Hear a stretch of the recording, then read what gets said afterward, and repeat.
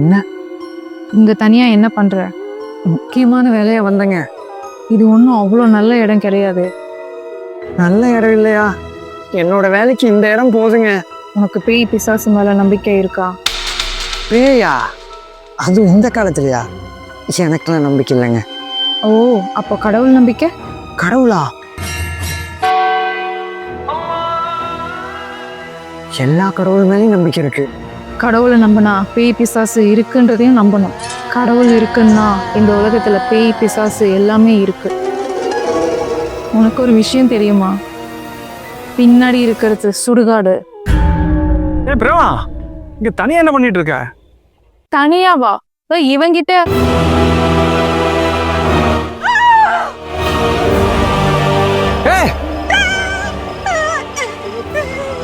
வந்துடுறா, பேய் இருக்குடாங்க. என்னமோ சொல்லிட்டு இருந்தீங்க.